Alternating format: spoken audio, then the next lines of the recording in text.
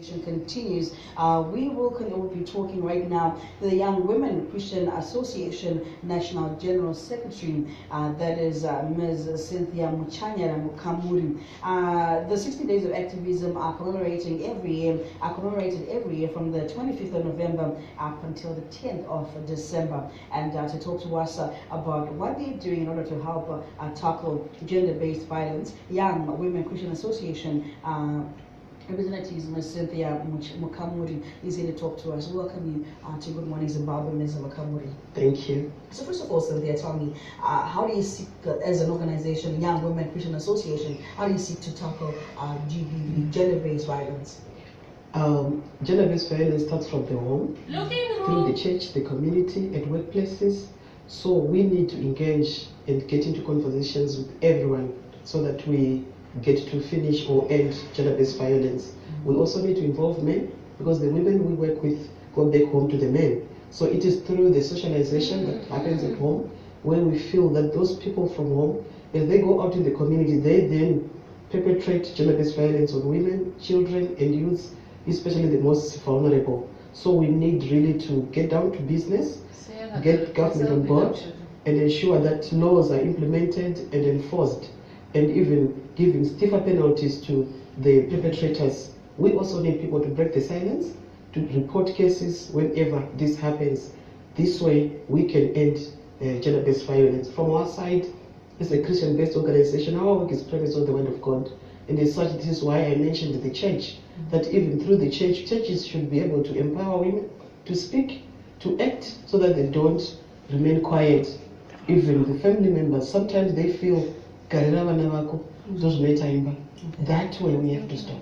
Okay, so what are some of the reasons that you have found to be the reason why people made this so much gender-based violence in households? I think our economic downturn as Zimbabweans, when there's no money in the home, GDP occurs. And I want you also to note that gender-based violence comes in various forms, and such psychological torture, emotional abuse, physical abuse and other things are also part of the gender-based violence. But in any case, it's about communication breakdown within a home, whereby a husband and wife fail to reach a consensus or how to solve their problems amicably. This will also eventually affect the children, and in the end, it's then cascades the community. And where children grow up in such an environment, they themselves become also violent as they grow up. So that's one of the effects of gender-based violence. Yes, including divorce, leaving children being orphans, and some could die, and even suicide. Some could commit suicide. We have several cases where we have had women being beaten to death, and the children sometimes will be watching. Can you imagine what will happen to the children as they grow up in such a circumstance?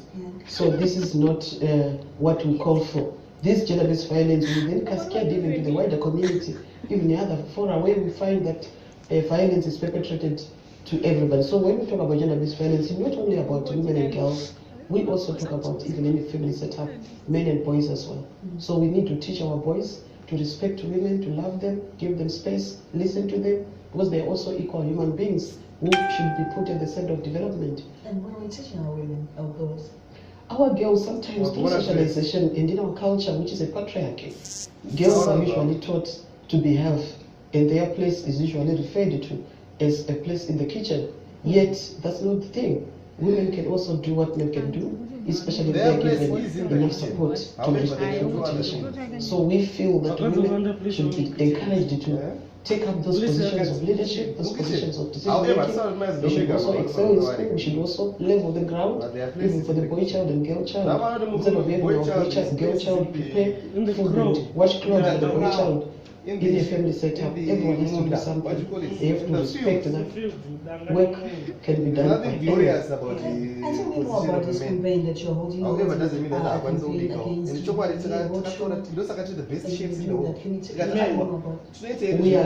have this campaign on Friday, which is tomorrow, the 7th. We are going to have a campaign starting a march from Mbare Police Station towards Mbare Center, YWCA. We have our center there. It is really after the realization that 1 in 3 women are abused in one way or the other. This is not only unique for Zimbabwe, but it's also globally. And as such, we are calling everyone to come and denounce violence. We are campaigning for zero tolerance to GBV.